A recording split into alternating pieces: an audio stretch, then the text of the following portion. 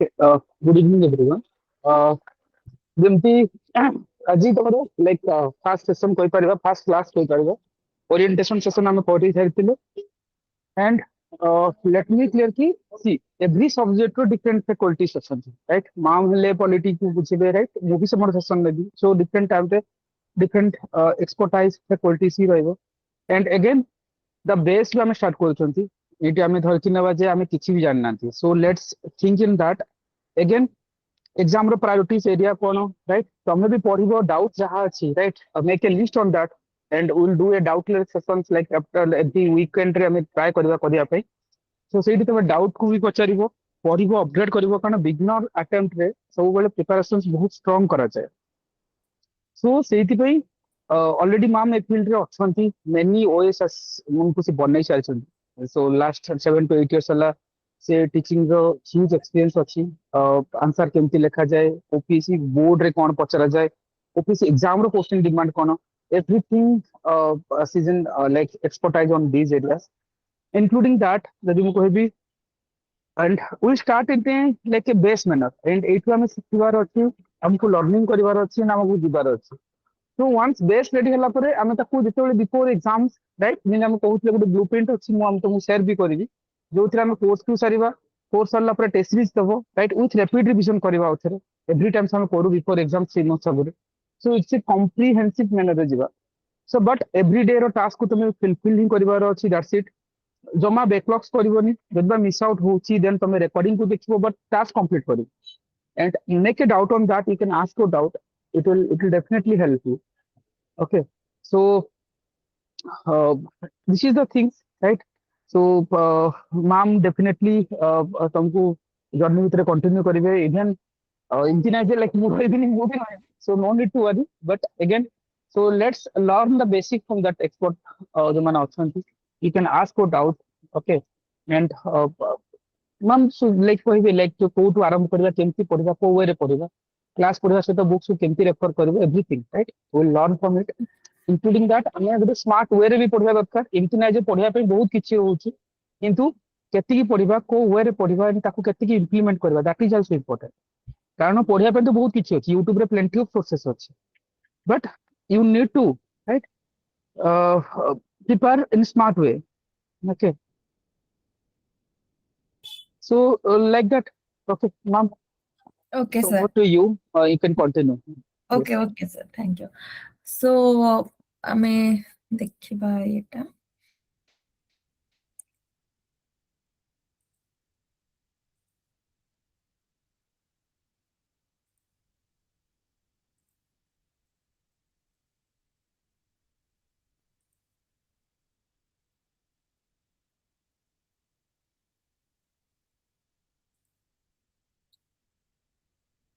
Screen समस्तଙ୍କୁ visible ଅଛି? आज्ञा ma'am Yes, ma'am. Okay. So, guys just a minute ma'am jaha पढौछन्ती CPT class रे पाइजिबो रिकॉर्डिंग भी पाइजिबो just learn the things right जदि मैम जदि किछि कहबे डाके नोट्स किछि करबा सो देन खाता धरे किछि लेखि भी नबो but do not worry on that the content this pdf and all the recording you will get it after the class also right so no need to worry okay ma'am continue okay. So, welcome to our next OS family. ସମସ୍ତଙ୍କୁ next OS ଆମେ ଗୋଟେ family ଆଜିଠୁ ହେଲେ ମାନେ formally sir ତ କହିବେ କି formally ଆଜିଠୁ ଆମେ family and ଆମେ ଚାହିଁବା କି family ର ସବୁ member success ପାଆନ୍ତୁ କାରଣ ଆମର ଏଥିରେ ଗୋଟିଏ ହିଁ ଗୋଲ କି ସମସ୍ତଙ୍କର merit list ରେ ନାଁ ରହୁ सो जदि तमर किछि क्वेरी थाए तो ए नंबर्स तो सर दे दैछन्ते तमे एथिरे कॉल करिके बुझी परिबो एडमिशन जदि आउ के करिवे तम फ्रेंड्स माने तांको बेटा शेयर करि परिबो ओके सो स्टार्ट करबा जे हमर इंडियन पॉलिटी तमने समस्ते जानिचो कि पॉलिटी रो वेटेज ता तमर कोनोसी भी तमे स्टेट पीसीएस रो दोचो बा यूपीएससी दबो तो सेतिरे पॉलिटी रो वेटेज ता बहुत ही अधिक थाए एंड जदि आमे देखिबा ओसीएस कथा देखिबा ताहले तमरो 21 माने 21 टा को मु गोटे माइलस्टोन भाबरे देखुची 21 पूर्वरु आमे देखिबा कि सेतिरे तमरो जस्ट स्टैटिक क्वेश्चन आसुतिला एंड वन लाइनर भी प्रायतः आसुतिला किंतु 21 परे जदि आमे देखिबा 21 टू 2023 आई थिंक 2023 तो सेथिरे कोन होतला ना तमरो स्टेटमेंट वाइज क्वेश्चन आसिला बट सेथिरे स्टैटिक क्वेश्चन ही अधिक आसुतिला तुमको जस्ट तमे लक्ष्मीकांत पढ़ी दउतिला एंड देन सेथुर तमरो क्वेश्चन भी हेई जाउतिला माने ओवरऑल तमे कोनोसी पीडीएफ्स पढ़ी दउतिलो लक्ष्मीकांत तो मु प्रॉपर्ली कहबिनी पढ़ी के हेई जिवो सॉरी न पढ़ी के हेई जिवो बाकी तमे कोनोसी पीडीएफ इंस्टीट्यूट रो एथुर पढ़ी के हेई जाउतिला बाकी 2024 एंड 5 25 एंड 24 एई दीटा करे वर्तमान एमिति क्वेश्चन आसुची कि तमरो गोटे क्वेश्चन ने स्टैटिक पार्ट भी रहउची एंड तमरो डायनामिक पार्ट भी रहउची what is the meaning of dynamic dynamic means होची करंट अफेयर ऐड हे के आसुची बुझियला करंट अफेयर एड्स सपोज तुमको से गोटे क्वेश्चन पकई दबो सपोज फंडामेंटल राइट्स तमरो गोटे क्वेश्चन माने चैप्टर अछि लक्ष्मीकांत रे फंडामेंटल राइट्स तो तमे ताको पढिचो समस्त पढ़ीच फंडामेंटल राइट्स बट से पकई दब कि सुप्रीम कोर्ट रो रिसेंट जजमेंट रे कौन कही बुझेला एंड जदि पकई देला कि सपोज राइट टू इक्वालिटी टा एबे हमर न्यूज रे थिला तो सेतिरे ए प्रोटेस्ट रिलेटेड पकई दे पारे ए वर्ष प्रोटेस्ट बहुत हाइलाइटेड कि राइट टू प्रोटेस्ट को आर्टिकल आसुचे ओके एथिरे कौन कौन अछि तमरो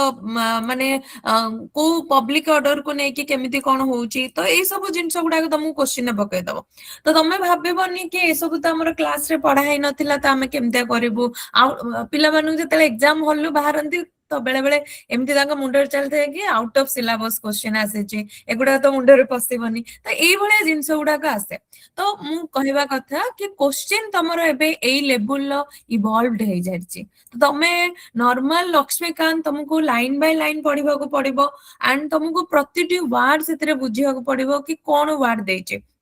ओके तो से दिन समस्त क्वेश्चन थिला कि सर हमें को बुक फॉलो करबो सो पॉलिटी जेहेतु अछि हमर मु पॉलिटी विषय रे कहि दोछि only book Laxmikanth nothing else हला लक्ष्मीकांत ही बड़ एम लक्ष्मीकांत बुक पढ़िबो एंड रिसेंट जो तार एडिशन आसी सेटा ही पढ़िबो आ किछि पढ़िबा दरकार नै पॉलिटी पाई ओके सो तमरो आ गोटे कथा कहि दोछि जेहेतु आज हमर फर्स्ट क्लास टिके हमें बेसिक्स रु स्टार्ट करबा मु एबे पाठ को जाइनी मु जस्ट तुमको कहूछि एग्जाम पैटर्न कोन ओके सो लक्ष्मीकांत ही गोटे बुक ही हमें फॉलो करबा तो सोर्स हमर कंप्लीट हे गला कि सोर्स कोन फॉलो करबो आ किछि नै ता सहित तुमको क्लास रे मु किछि करंट अफेयर्स कहबी ता सहित तुमको मु कहितली कि एनी स्टैंडर्ड न्यूज़पेपर तमे पढिबो जहार लैंग्वेज तमे बुझी पारुतेबो सेथिरे तमरो पॉलिटी रिलेटेड जो क्वेश्चंस गुडा का आसुची ताको तमे कोन करबो गोटे चट्टी खाता बनेबो नोट मेकिंग खाता पॉलिटी पई बनेबो एंड सेथिरे सपोज फंडामेंटल राइट्स गोटे पेज बनेलो 2 पेज छाडी दबो हैला 2 पेज एमिति छाडी दबो सेथिरे तमे जहां फंडामेंटल राइट्स आसिला से विषय रे न्यूज़ लेखिबो देन तमरो जदी कोनोसी डीपीएसपी ऊपर आसिला सेटा को तमे फॉर्म फिल अप सॉरी सेटा को तमे करि परिबो तमे एमते गोटे फॉर्म टाइप रो बनै दबो कि कोन कोन न्यूज़ अछि एमते एमते लाइन गोटे गोटे पॉइंट करके लिखि दबो तो तुमको एग्जाम पूर्वरो सेटा को रिवीजन करके जिबाटा सुविधा हबो बुझि परलो तो एमिति हमें तो हमर एठी को पढिले कि लक्ष्मीकांत कवर करबा जोटा इंपोर्टेंट चैप्टर आ गोटे जिंस जेमति तुम सर से दिन इंट्रोडक्शन क्लास रे कहितिले कि एई लाइन ने सबुठारो गोटे बेस जिंस होची जत्ते शीघ्र तमे बुझि जिवो कि को जिंस तुमको पढिबार अछि को जिंस तुमको पढ़िबार नाही तो से जिंस गुडा तमे पढ़िबा किछि दरकार ही नाही बुझि पारलो सो आमे ए चैप्टर्स गुडा को हमर को चैप्टर्स इंपोर्टेंट से गुडा को हमें कवर करबा ता सहित तार किछि करंट अफेयर्स रिलेटेड किछि जिंस जहा इश्यूज आसुचे सेटा को कवर करबा ता सहित तम माने क्लास सरला परे मु तुमको क्लास रे तमरो गोटे क्वेश्चंस देबी मनगर सपोज आज किछि पढ़ा हला तो नेक्स्ट टाइम तुमको क्वेश्चन देबे तमे सेटा तुमको सॉल्व करया पड़िबा मते आंसर देबा पड़िबो ओके एंड तापरे तमे घरे जाई के नोट मेकिंग करबो जदी तमे पढिलो थरे तमे न्यूज़पेपर ता रिगार्डिंग पढिलो नोट मेकिंग कलो ऑब्वियसली तमर सेथरो कोन आसीबो डाउट आसीबो ओके तो से डाउट को नेक्स्ट क्लास रे तमे मते पचारि परिबो अदरवाइज तमे निजे भी सेटा को खोजी परिबो किंतु आमाने एठी डिस्कशन करबा ओके तो एई भले भाबरे हमर क्लास ता चलिबो କିଛି ଭାବିବନି। ମୁଁ ତମକୁ ସେଦିନ କହିଥିଲି ଏବେ କିଛି ଭାବନି କି କଣ କ୍ଲାସ ହବ, କେମିତି ହବ, ମ୍ୟାମ କଣ କେମିତି କରିବୁ, ଏବେ କିଛି ଭାବନି। ଯାହା ତମକୁ ପଢା ହଉଛି, ଯେତିକି ତମକୁ କୁହାଯିବ କରିବା ପାଇଁ ସେତିକି ତମେ ହିଁ କର। ବାକି ଜିନିଷ ଆମ ଉପରେ ଛାଡି ଦିଅ। ତାପରେ ତମେ ଯେତେବେଳେ କ୍ଲାସ କିଛି କଭର ହେଇଯିବ, କିଛି ଚାପ୍ଟର୍ସ ତମେ ଜାଣିଯିବ, ତାପରେ ତମମାନେ ତମର ମେନ୍ସ ପାଇଁ ହଉ ଯୋଉଠି ଯିଏ ଯାହା ଷ୍ଟ୍ରାଟେଜି ରଖିଛ, ସମସ୍ତଙ୍କ ପ୍ରତିଟି ମେରିଟ ରେ ଯୋଉମାନେ ଆସିଛନ୍ତି ସବୁ ପିଲାଙ୍କର ଷ୍ଟ୍ରାଟେଜି ଡିଫରେଣ୍ଟ ଥାଏ। ତ ତମ ଷ୍ଟ୍ରାଟେଜି ଯଦି କହୁଛି କି 10-12ଟା ଚାପ୍ଟର୍ସ ପଢିଲା ପରେ you can go through your main syllabus, ତାହେଲେ ତମେ ଯାଇପାରିବ। ଯଦି ତମେ କହୁଛ କି ନାଇଁ ମତେ ପ୍ରିଲିମ୍ସ ପୁରା କଭର କରିବାର ଅଛି ଆଣ୍ଡ ଦେନ୍ ମୁଁ ମେନ୍ସ ପାଇଁ ଯିବି, ଦେନ୍ ସେଇଟା ବି ଠିକ ଅଛି। ଓକେ, ତ ସେଇ ଅନୁସାରେ ଆମେ କଭର କରିବା। ସୋ ଏବେ ଆମେ ଜାଣିଲେ ସୋର୍ସ କଣ, ଆମ କ୍ଲାସରେ କଣ ପଢା ହବ, କେମିତି ହବ, ପୁରା ତମର ପଲିଟି କେମିତି ସରିବ ସେଟା ବି ତମମାନଙ୍କୁ କହିଦେଲି। ଦେନ୍ ନେକ୍ସଟ ହଉଛି କି ପଲିଟି ପାଇଁ ଆମକୁ ପ୍ରିଲିମ୍ କ୍ୱାଲିଫାଏ କରିବା ପାଇଁ, ଯେହେତୁ ଏଇଟା ପ୍ରିଲିମ୍ ପର୍ସପେକ୍ଟିଭ ରୁ ହିଁ ପଢା ହବ। ମେନ୍ସ ପାଇଁ ତମେ ଏଠି କିଛି ବି ମତେ ମାନେ ଜଷ୍ଟ କହିଲା ବେଳେ ମୁଁ କହିଦେବି, କିନ୍ତୁ ଏଇଟା ମେନ୍ସ ପର୍ସପେକ୍ଟିଭ ରୁ ପଢା ହଉନି, ଜଷ୍ଟ ଓନ୍ଲି ପ୍ରିଲିମ୍ସ ପାଇଁ। ପ୍ରିଲିମ୍ସ ଆମେ କେମିତି କ୍ରାକ୍ କରିବାର ଅଛି। ଓକେ, ସୋ ପ୍ରିଲିମ୍ସ ରେ ଏଠି ତମର ମିନିମମ୍ ଯଦି ଆମେ ଦେଖିବା 20 କ୍ୱେଶ୍ଚିନ୍ସ ତ ତମର ଆସି ଯାଉଛି। ତ 2 ମାର୍କସ ହେଲେ 40 ମାର୍କସ ତମର ହେଇଯାଉଛି। ତମର କଣ ଏ ପଲିଟିରୁ କେବଳ 40 ମାର୍କସ, 40 ମାର୍କସ ତମର ପଲିଟିରୁ ଆସିଯିବ। ତ ତମର ଯଦି ଆମେ ଦେଖିବା ନର୍ମାଲ, ଯଦି ଆମେ ଦେଖିବା ଏଇ ବର୍ଷ ଟିକେ 100 ପଳେଇଥିଲା କିନ୍ତୁ ଜେନେରାଲରେ, ବଟ୍ ତମେ ଦେଖିବ କଟ ଅଫ୍ ସେଇ 80 to 90, ଓକେ, କି 70 to 80, 75 to 80 ଭିତରେ ରହୁଛି। ତ ଭାବ ତମେ ଯଦି ପଲିଟିର ସବୁ କ୍ୱେଶ୍ଚିନ୍ ତକ କରିଦବ, 40 ମାର୍କସ ତମକୁ ସେଇଠୁ ହିଁ ମିଳିଯିବ। ପଲିଟିରେ କ୍ୱେଶ୍ଚିନ୍ ବଢୁଛି କେତେବେଳେ କମୁଛି, ବାକି ମୁଁ ଆଭରେଜ ରଖିଛି 40। ଓକେ, ସୋ 40 ମାର୍କସ ଯଦି ତମେ କେବଳ ପଲିଟିରୁ ଆଣୁଛ, ଆଉ ସବୁ ସବଜେକ୍ଟ ପାଇଁ ତମକୁ କେତେ ହେଲ୍ପ ମିଳିଯିବ ସେଟା ତମେ ଥରେ ଭାବ। ସୋ ଆକୁ ଆମେ ନେଗ୍ଲେକ୍ଟ କରିପାରିବା ନାହିଁ। ଗୋଟେ ଏମିତି ଆଉ ଗୋଟେ ଜିନିଷ ହଉଛି ପ୍ରିଲିମ୍ କ୍ୱାଲିଫାଏ କରିବାର, ତୁମେ ଫାର୍ଷ୍ଟ ତୁମର କିଛି ଯୋଉ ସବଜେକ୍ଟସ ଗୁଡା ଉପରେ ତୁମର ଷ୍ଟ୍ରେଂଥ ଅଛି, ଯୋଉ ସବଜେକ୍ଟସ ଗୁଡାକ ତମକୁ ଲାଗୁଛି କି କରେଣ୍ଟଲି ନ୍ୟୁଜରେ ଅଛି ଆଣ୍ଡ ବାରମ୍ବାର ରିପିଟେଡଲି ସେଇ ଉପରେ ନ୍ୟୁଜରେ ବହୁତ ସାରା ଆର୍ଟିକଲ ଆସୁଛି, ତ ତୁମେ ସେଇ ସବଜେକ୍ଟ ଉପରେ ଅଧିକରୁ ଅଧିକ ଫୋକସ କର। ଫର ଏକ୍ସାମ୍ପଲ କ୍ଲାଇମେଟ ନ୍ୟୁଜ ଅଧିକ ଅଛି, ତ ତମକୁ ଏନଭାରମେଣ୍ଟ ରିଲେଟେଡ କ୍ୱେଶ୍ଚିନ୍ ମିଳିବ। ତମର ପଲିଟିରେ ବହୁତ ସାରା ସପୋଜ ଏବେ ପ୍ରୋଟେଷ୍ଟ ଚାଲିଛି, ତମର ମାନେ କୋଲାଇଟ ଗଭର୍ଣ୍ଣମେଣ୍ଟ ଚାଲିଛି, କି ତମର ସପୋଜ ଗୋଟେ ମିନିଷ୍ଟର ଯିଏ କି ୟୁନିୟନ ମିନିଷ୍ଟର ସେ ରେଜିଗ୍ନେସନ ଦେଲେ, ତ ଏଇ ଉପରେ ତମର କ୍ୱେଶ୍ଚିନ୍ ଆସିବ। ତମେ ଜାଣିଯିବ କି ହଁ ଏଇ ବର୍ଷ ଏଇ କ୍ୱେଶ୍ଚିନ୍ସ ଗୁଡାକ ଆମ ପାଇଁ ବହୁତ ଇମ୍ପୋର୍ଟାଣ୍ଟ, ତା ସହିତ ତମେ ଷ୍ଟାଟିକ ପାର୍ଟ କୁ କଭର କରିବ। ଓକେ, ତ ଏଇଭଳିଆ ହିଁ ଜିନିଷ ଯିବ, ଏଇଭଳିଆ ହିଁ ଆମେ ପଢିବା। ଆମ ପଢାର ଯୋଉ ପ୍ରୋସେସ ଟା ଏଇଟା ହିଁ ରହିବ। ସୋ ମାର୍କ କଣ, ପଲିଟିର ଇମ୍ପୋର୍ଟାନ୍ସ କଣ, ସେଟା ବି ଆମେ ଜାଣିଲେ। ନେକ୍ସଟ ଆମେ ଯିବା କି ତମମାନଙ୍କର କାମ କଣ, ବା ତମମାନେ କଣ ମୋ କ୍ଲାସରେ କରିବ। ଫାର୍ଷ୍ଟ ହଉଛି ମୁଁ ଯାହା ବି ପଢେଇବି ତମେ ତାକୁ ରେସ୍ପଣ୍ଡ କରିବାକୁ ପଡିବ। ସପୋଜ ତମେ କିଛି ବୁଝିପାରୁନ, ତୁମେ କ୍ଲାସର ଯୋଉ 5 ମିନିଟ୍ସ ଭିତରେ ଆମେ ଡାଉଟ କ୍ଲିୟର କରିବା, ତ ତମେ ସେଠି ମତେ ଜଣେଇବାର ଅଛି। ବାକି ତମେ ଏମିତି ଚୁପ୍ ହେଇକି ରହିଯିବନି କି ମ୍ୟାମ ତ ପଢେଇ ଦେଲେ ଠିକ ହେଇଥିବ, ଯାହା ପଢେଇ ଦେଲେ ସବୁ ଠିକ, ତ ସେଇଟା ହେଇଯିବ। ତାପରେ ତମକୁ ଯାଇକି ଘରେ ରିଡ୍ କରିବାର ଅଛି, ନୋଟ ମେକିଂ କରିବାର ଅଛି, and next ତମକୁ ମୁଁ କ୍ଲାସରେ ଯୋଉ କ୍ୱେଶ୍ଚିନ୍ସ ପଚାରିବି ସେ କ୍ୱେଶ୍ଚିନ୍ସ ର ବି ଆନ୍ସର ଦେବାକୁ ଅଛି। ଓକେ, ଦେନ୍ ତାପରେ ଆଉ କଣ ରହିଲା କି ଏବେ ସବୁ ଜିନିଷ କ୍ଲିୟର କି ମୋ ତରଫରୁ କଣ କଣ ଜିନିଷ ହବ, ସେଇ ଜିନିଷ ଗୁଡାକ ମୁଁ ତମକୁ କହିଦେଲି। ବାକି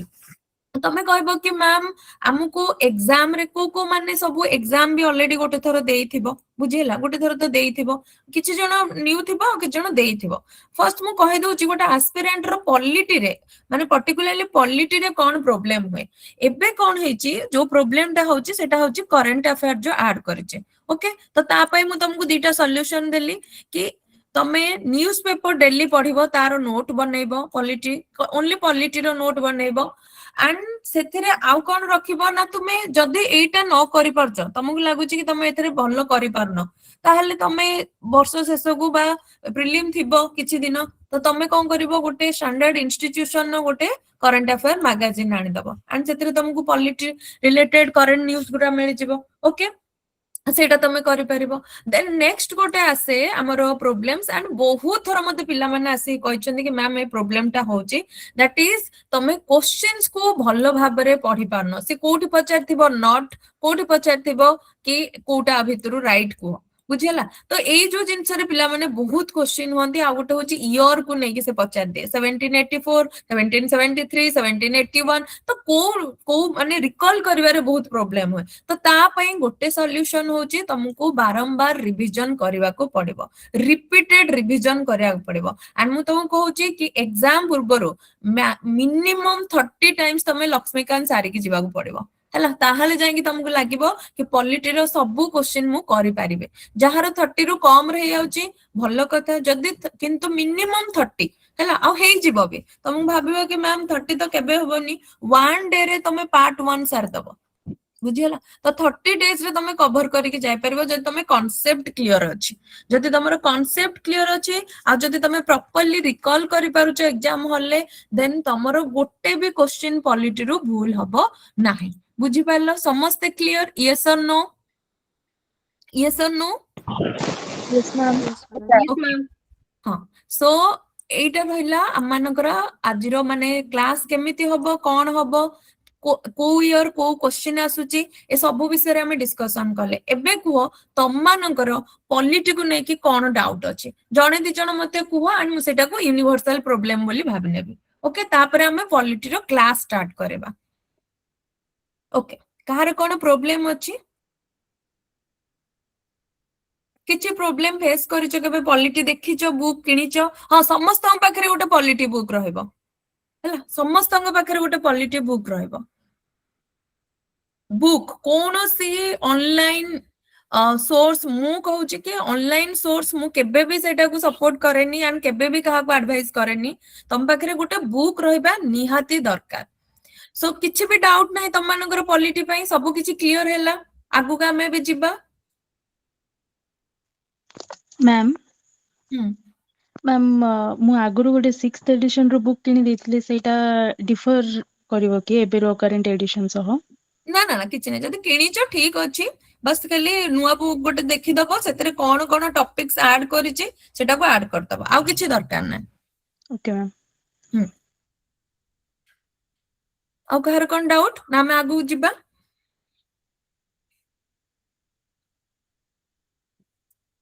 मैम पॉलिटी रे सब जो इंग्लिश रे टर्म गुडा आसी से गुडा टिके होची बुझिबारे ओके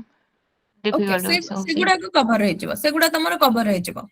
एंड पॉलिटी की तुमको मु घोषिया को देबिनी तमे लॉजिकली सब जिंस बुझिबो ओके तो पॉलिटी तुमको मु घोषिया को देबिनी तमे लॉजिकली बुझिबो बस तमे रिकॉल करिवो बारंबार बारंबार पढिले हेइ जिवो ओके आउ जो रहिला तुमको मटेरियल सेठी कोन दिया जिवो फर्स्ट होची तुमको आजिरो जो पीडीएफ सेगुडा सब सार दे देबे देन तुमको एठी मु किछि ट्रिक्स कहबी जोटा तमे बुझिया पई बा मन रखिया पई सहज हबो तो सेटा भी मिलि जिवो देन तुमको क्लास एमसीक्यू किछि प्रैक्टिस करिया देबे माने तमे प्रैक्टिस करिवो से क्वेश्चंस गुडा को हमें क्लास माने गोटे क्लास आज सरला तारो क्वेश्चन नेक्स्ट क्लास रे हमें डिस्कशन करबा तो 5 रु 10 मिनिट्स हमें गोटे क्लास एमसीक्यू मु बनै के आनिबी तम मन को प्रैक्टिस करा जिवो ओके तो एगुडा देखा जो पीडीएफ ट्रिक्स विक्स एगुडा सब तुमको मिलि जिवो ओके एंड हां जते बेले क्लास होची तम माने टिके गोटे पेन गोटे खाता बा नोटबुक तमरो धरि की बस्ताओ केतेबेले को फैकल्टी मु बेले नुह को भी फैकल्टी किछि भी क्लास करथिबे सो किछि किछि जिंस कहले ना सेटा तमे आउ थरे क्लास देखिबा अपेक्षा तमे सेठी नोट कर दियो ओके ओके सो हमें भी जिबा तमरो कोन कोन सिलेबस अछि को जिंस हमें कवर करबा सेटा हमें देखिबा सो पॉलिटी रो किछि किछि अछि जेमति कि फर्स्ट होची तमरो हिस्टोरिकल बैकग्राउंड हिस्टोरिकल बैकग्राउंड रे जोटा कि आज हमें देखिबा historical background and making of the Indian constitution okay so ए टॉपिक्स गुडा का तमरो प्रीलिम रे इंपोर्टेंट मेंस रे एथरो बहुत सारा एस्पिरेंट को हमरो पचरा हेतिला ए दिटा टॉपिक रो भी ओके सॉरी इंटरव्यू रे ए मेंस रे तो इम्पोर्टेंट कि हिस्टोरिकल अंडरपिनिंग्स अच्छी, इवोल्यूशन अच्छी, प्रोविजन्स अच्छी, बेसिक स्ट्रक्चर अच्छी तमरो मेंस रे। तो ए सब जिंस मेंस रे अच्छी, पॉलिटी रे भी तमरो एथरो क्वेश्चन आसे, ए जो सॉरी प्रीलिम रे भी क्वेश्चंस आसे, इंटरव्यू रे भी एथरो क्वेश्चन पचरा हैतिला। Making of the Indian constitution ने की ऑब्जेक्टिव रिजोल्यूशन ऊपर क्वेश्चन आसीतिला हला, जेतु न्यूज रे थिला तमरो, तो सेगुडा को तमरो क्वेश्चन आसीबो। सो आमे एमिति पढिबा कि तमरो तीनटा को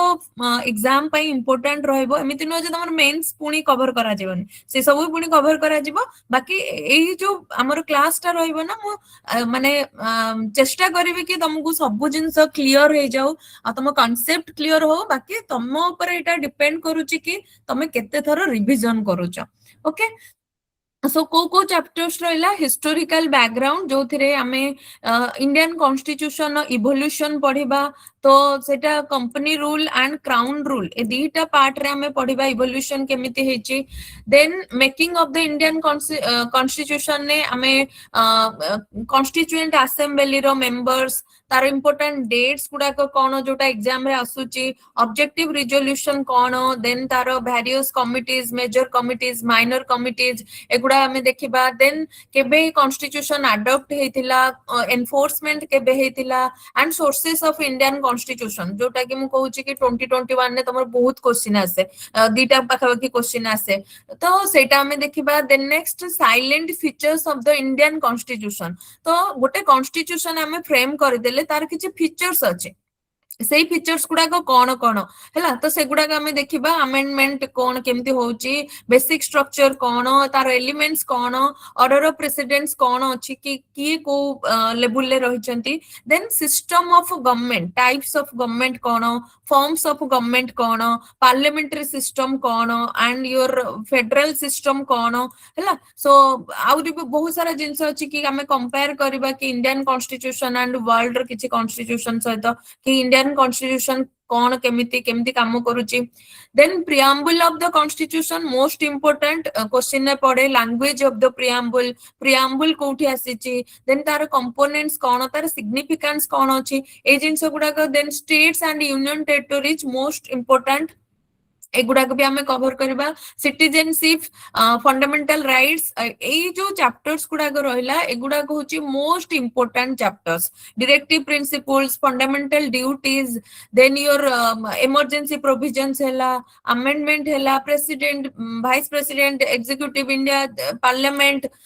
सबुठारु लेंथीएस्ट चैप्टर एटा लक्ष्मीकांत रो। तो एगुडा को हमें सब किछि कवर करबा। Indian judicial system, state legislature, panchayat, municipalities, constitutional bodies, statutory bodies, regulatory bodies, एगुडा सब हमें कवर करबा। इलेक्शन पार्ट जेतक अछि सेगुडा को भी कवर करा जिवो। तो एई भले भाबरे तमरो टोटल कोर्स ता सरीबो, एंड देखिबो तापरे तम माने इठू माने ई क्लास सरला परे तुमको टिके तो कॉन्फिडेंट फील हबो कि पॉलिटी एबे मोर कप ऑफ टी, मु आकु भलसे करि परिबी। एंड गोटे भी क्वेश्चन मु तुमको कहूची, जदि प्रीलिम्स रे तमरो गोटे क्वेश्चन भी भूल होची ना पॉलिटी रो, तमे भाबिबो कि तुमे मेरिट लिस्ट रे ना हो। काहे कि ना बहुत टाइम रे कोन हुए अन्य क्वेश्चंस गुडा को भूल हे जाय, बट पॉलिटी क्वेश्चन जदि पिलांगर भूल हे जाय बहुत मन दुख करन, बट बहुत कम चांस मिल जाय, कम चांस हे जाय कि तुमको मेरिट लिस्ट रे आसीबो हैला। तो तेणु तुमे सेटा ऊपर टिके फोकस करिवो कि पॉलिटी क्वेश्चन गोटे भी जेमिति भूल न होबो। हाँ सेटा अलगा कथा कि हमर ओपीएससी बहुत भलो आंसर की दिए, जो थरे कि दी तीनटा क्वेश्चन तो भूल रुए, तो सेटा तमे किछि करनी, तमे तम तरफ रु भलो से करिकि आसीबो। से सब जिंस एबे किछि मुंडरे पुराउनी हैला। So first आमे जिबा evolution of the Indian constitution first, and तमरो एटा हमर रहिला कि माने फर्स्ट चैप्टर रहिला कि हिस्टोरिकल बैकग्राउंड, तो सेटा हमें फर्स्ट आज कवर करबा एंड देखिबा कि सेथरे केमति रहिछि। सो लक्ष्मीकांत रो जो फर्स्ट दीटा चैप्टर, से दीटा को पिला मु तुमको कहूची कि जेतेबेले हम माने भी प्रिपरेशन करूथुलु सेतेबेले भी लागे कि दीटा चैप्टर कोन पय देचे, सब बेले आउट ऑफ माइंड हे कि से जाए, आमे केवल थाउ कि केमिति घुसी दबु मन रखि दबु। किंतु बारंबार पढ़िला परे आमे भी निजे निजे गोटे गोटे ट्रिक बाहर कलु कि ए जिंस गुडा को केमिति लॉजिकली बुझिबा। एगुडा को घोषिले तमे आज घोषि दबो, काली के मन रहइबो, 4 दिन मन रहइबो, 5 दिन बेलु तमे भूली जाइथो को एक्ट रे कोन अछि, कोठी governor of Bengal governor general of Bengal होइतिले वाइसरॉय ऑफ इंडिया कोठी होइतिले तो ए सब जिंस तमे भूली जिवो तेणु तमे जदी प्रॉपर्ली लॉजिकली बुझिबो देन तमरो मन रहि जिवो ओके आ तार किछि ट्रिक्स भी कहबी बुझिया पई केमिति कोन बुझिबो सेटा भी हमें देखिबा so first evolution of the Indian constitution so मने रखो कि हमरो स्टेट कांसेप्ट गोटे फर्स्ट आसिला कि स्टेट गोटे हबो गोटे पॉलिटिकल बाउंड्री हबो तो जतेले गोटे पॉलिटिकल बाउंड्री हबो मु तुमको एबे पॉलिटी कोनी त स्टेट रो कांसेप्ट कहूची कि पॉलिटी कोन पई आसिला ओके सो स्टेट रो कांसेप्ट जतेले आसिला सेतेले कहला कि गोटे पॉलिटिकल बाउंड्री रहइबो सेठी किछि लोक मान रहइबे बट सेटा को चलेया पई गोटे सिस्टम दरकार तो सपोज तमरो गोटे घर अछि घर पे किछि रूल्स अछि ना नाही तमरो जे घर रो बड़ सी तुमको कोन कहितबे कि राति 12टा पर तो आसीबुनु राति 9टा पर झियो माने घरु आ कुआडे जाओनी एमते बहुत सारा रूल्स अछि हम फैमिली रे तो सेमिति गोटे स्टेट जतले चलिबो ता पई भी किछि रूल्स दरकार एंड से रूल्स टा जतले हम कोडिफाइड करछे ताको हम लॉ कहिले बुझि पाला नै आ ये एंटायर सिस्टम टा को हम कहबा पॉलिटिकल सिस्टम एई एथिरे तमरो जुडिशियरी जिवो एथिरे तमरो एग्जीक्यूटिव जिवो एथिरे तमरो लेजिस्लेटिव ऑर्गन जिवो सब जिंस जिवो तो ताको हम कहिले पॉलिटिकल सिस्टम तो हम कहि परिबा कि judiciary is a political organisation बुझि पाला नै कानो सब जिंस पॉलिटिकल एरिना भितरे आसुचे तो सेथि पई हमर जतबेले कॉन्स्टिट्यूशनल फ्रेमवर्क्स माने थिले से माने फर्स्ट कहले कि ए जो हमर माने हमर जो इंडिया अछि तो ताको चलेया पई किछि लॉज दरकार किछि कोडिफाइड प्रिंसिपल्स दरकार न लोक माने की का को मानिबेनी बुझियला नै काहे कि ना जतबेले तमरो ब्रिटिशर्स माने थिले से माने हमको बहुत इकोनॉमिकली बहुत एक्सप्लॉइटेड करि सारथिले तेणु हमको जदि गोटे डेभलप्ड कंट्री हेबार अछि जदि हमको किछि ना किछि अचीव करिवार अछि सेतबे हमको गोटे प्रिंसिपल्स दरकार गोटे कोडिफाइड लॉ दरकार सो दैट कि हम लोक ताको मानिबे हमर जे गवर्नमेंट ताको मानिबो एंड गोटे स्मूथली हमर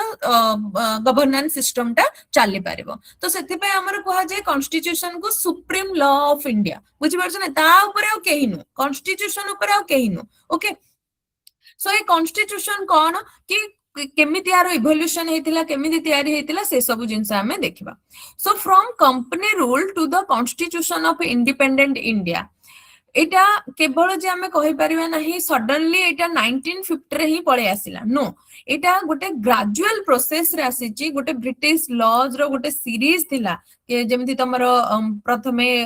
ड्यूरिंग इंडिपेंडेंस टाइम रे and then post independence time रे एंड तापरे एबे हमरो भी कॉन्स्टिट्यूशनल रिफॉर्म्स होची थ्रू योर अमेंडमेंट्स तमरो 100 टू 106 समस्त तो मन रखितबो कारण एटा रिसेंट अमेंडमेंट एग्जाम रे आसुची तो सेगुडा तमे मन रखिबो 100 टू 106 एतिके अमेंडमेंट समस्त मन रखिबो 99 भी मन रखि पारिबो बट 99 टा जेहेतु तमरो नाही एबे आ सेटा एते पढुनी एग्जाम रे बाकी 100 टू 106 तमे समस्त मन रखिबो हैला ता इयर आ कोन को ऊपर आसीतिला तो सेटा तमे मन रखिबो तो हम जो कॉन्स्टिट्यूशन टा टिल नाउ भी एटा गोटे कोन कहै होचे एटा गोटे लिविंग डॉक्यूमेंट बोली कहै जाउचे काहे कि लिविंग डॉक्यूमेंट कहै होचे काहे कि ना एटा एबे भी अमेंडेड होची एथिरे एबे भी किछि किछि नुवा नुवा जिंस को एड ऑन करा होची किछि पुराना जिंस को रिप्लेस करा जाउची काहे कि in order to adjust to the present society देखो आगुरु कोन थिला जेतेले हमर कॉन्स्टिट्यूशनल फ्रेमवर्क्स माने कॉन्स्टिट्यूशन तयारी करले फंडामेंटल राइट्स एगुडा सब आसिला तो सेतेले तमरो कोन डिजिटल थ्रेट आसुथिला के नाही आसु नथिला डिजिटल थ्रेट नथिला बट एबे कोन होची डिजिटल थ्रेट आसीची सो सेही अनुसारे तमरो डिजिटल प्राइवेसी बा डाटा प्राइवेसी ए सब जिंस को कॉन्स्टिट्यूशन ने ऐड करा होचे बुझी पालो तो तमे जते नेहरूंगर विषय रे पढिबो सेतेले से कहितिले कि कॉन्स्टिट्यूशन ता एमिते हेबा दरकार कि रिजिड हेबा दरकार कि जेमिति ताकू जे रूलिंग पार्टी से बा मेजोरिटेरिज्म तारो ताकू इन्फ्लुएंस करि न दियंतु ता देर सब किछि चेंज न कर दियंतु तो रिजिड तो हेबा दरकार किंतु सम सॉर्ट ऑफ फ्लेक्सिबिलिटी भी रहिबा दरकार फ्लेक्सिबिलिटी कोन देखो मु जेमते तुमको कहली एग्जांपल डिजिटल थ्रेट एबे लोक मानको मिलुचे तो डिजिटल थ्रेड जदि मिलुची तापर हमको लॉ आनिया पड़िबो आ ताको हम कोडिफाइड करिया पड़िबो तो जदि फ्लेक्सिबिलिटी नथिबा हम कॉन्स्टिट्यूशन ताहले केमति ताको हम ऐड करिबा तो हम कॉन्स्टिट्यूशन जदि रिजिड अधिक होई जिवो परमानेंट होई जिवो हम सेतरे ऐड करि परिबा कि किछि चेंजेस करि परिबा नाही तो सेति पई नेहरू कहउतिले कि रिजिडिटी तो रहिबा भलो ता सहित सम सॉर्ट ऑफ फ्लेक्सिबिलिटी भी रहिबा भलो बुझियला एंड केसी वेयर आल्सो सेमान सब हमर पॉलिटिकल एक्सपर्ट माने से माने भी कहतिले कि it is a balance between rigidity and flexibility तो कॉन्स्टिट्यूशन से भला रहबा दरकार ओके तो एथि पई तमरो आसिला कि rigidity and flexibility okay so आमे कहि परिबा नै कि एटा गोटे माने फर्स्ट 1950 रे ही पळे आसला ना एटा गोटे ब्रिटिश लॉज रो सीरीज रो आसीची कॉन्स्टिट्यूशनल रिफॉर्म्स रो आसीची एंड किछि इनफॉर्मल अमेंडमेंट्स भी होची इनफॉर्मल अमेंडमेंट्स कोन ए सब टर्म गुडा को मन रखि थाओ इनफॉर्मल अमेंडमेंट्स ओके तो ए टर्म गुडा को तुम खाता रे रहबा दरकार कि सपोज किछि जुडिशियल इंटरप्रिटेशन हैला जुडिशियल इंटरप्रिटेशन तार एग्जांपल कोन ओके प्लीज माइक को ऑफ कर दियो प्लीज माइक को ऑफ कर दियो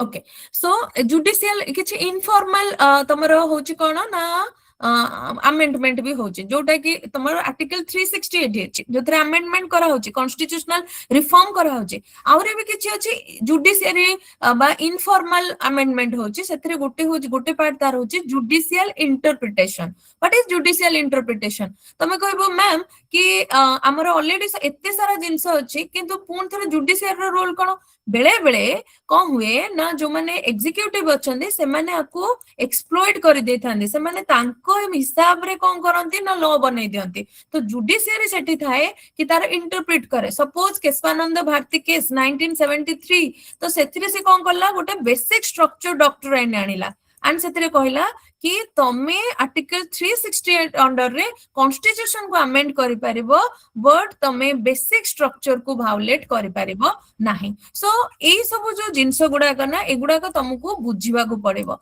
सो एथिरे जो इवोल्यूशन देछि तमे डायरेक्टली जेतरे तमर सपोज इवोल्यूशन तमर मेंस रे भी अछि मेंस रे भी तमर इवोल्यूशन अछि तो तुम पचे देबो राइट डाउन और discuss about the evolution of Indian constitution तमे डायरेक्ट लिखि दबनी कि regulating act Pitt's India act इनके लिखि दबनी तुमको फर्स्ट गोटे लाइन लिखिया पड़िबो Indian constitution did not emerge suddenly in 1950 it evolved or gradually through a series of British laws, constitutional reforms, or in the form of constitutional amendments. Okay, तो एमिति तमे लिखि पारिबो तो एतिक लाइन तमे बुझि पारलो so these acts slowly shaped Indian administrative, legislative, judicial system and finally laid the foundation of the constitution that was adopted in 26 January 1950. Okay, so sorry, adopted in 26th November 1949 and it came into force in 26 January 1950. Okay, तो ए सब जिंस गुडा को अछि एगुडा हम परे देखिबा but हमें देखिबा हबे कि को सीरीज ऑफ जो ब्रिटिश लॉस थिला सेगुडा को कोन आ एठी तुमको सब जिंस जहा लक्ष्मीकांत रे अछि एठी सब जिंस तुम दउनी मु बस खाली तुमको लॉजिकली बुझाई दोछि एंड तुमे पॉलिटी बुक को रेफर कर पारिबो okay So evolution of the Indian two major phases रही that is the company rule that is 1773 to 1858 तो 1773 रू 1858 जाए तमरो कंपनी रूल थिला then crown rule that is British government rule कला कंपनी रूल कोन देखो 1600 रे जो जेतले तमरो तमे मॉडर्न हिस्ट्री रो लास्ट फेज को चलो हला टिके मन रखो मॉडर्न हिस्ट्री हमर जो अछि सेतले लास्ट फेज रे हमर अछि कि कमिंग ऑफ यूरोपियंस ओके गोटे चैप्टर अछि कमिंग ऑफ यूरोपियंस तो सेथिरे कोन हेतिला जेतले 1600 रे से माने आसिले तो सेमानंकु एंड कमिंग ऑफ यूरोपियन गोटे अछि कमिंग ऑफ ब्रिटिशर्स तो जेतले ब्रिटिशर्स माने आसिले सेमानंकु गोटे चार्टर मिलिथिला रॉयल चार्टर जोथरे सेमानंकु कहा जायतिला कि तुमे एठी आसे के ट्रेडिंग करि पारिबो एंड तुमको मोनोपोली राइट्स भी दिया गला दैट मींस ए जगह रे आ कोन से यूरोपियन आसे कि कोन करि पारिबे नहीं ट्रेडिंग करि परिबे नाही। तो सेथिरे कोन हैला कि सेमाने आस्ते आस्ते देखिले कि आमे कंपनी रूल जेतेबेले कले ना, जेतेबेले सेमाने ट्रेडिंग कले सेमाने आस्ते आस्ते आस्ते पॉलिटिकल पावर भी अचीव करिया पई चाहिए। एंड तार गोटे कारण कोन कि सेमानंकु दीवानी राइट्स मिली गला। ओके, दीवानी राइट्स मीन्स कोन कि कलेक्शन ऑफ रेवेन्यू, तांको रेवेन्यू कलेक्शंस पई किछि किछि पावर मिली गला। एंड सेथिरे सेमाने देखिले कि आमे धीरे धीरे धीरे धीरे कोन करूछु पॉलिटिकल पावर भी आम हाथ को आसुचे। सो भाबो गोटे कंपनी, गोटे private company that is English east India company से आसिकी आम इंडिया रे कोन करथिला ना, फर्स्ट तो ट्रेडिंग मोनोपोली नेला, देन तापरे पॉलिटिकल पावर भी रखिबा को ट्राई करला। सो कंपनी रूल सेति पई कहै छी कि कंपनी 1773 रु 1850 जाय कंपनी आम ऊपर रूलिंग करथिला। से आम गवर्नेंस सिस्टम को सेंट्रलाइज्ड कर देला। ओके,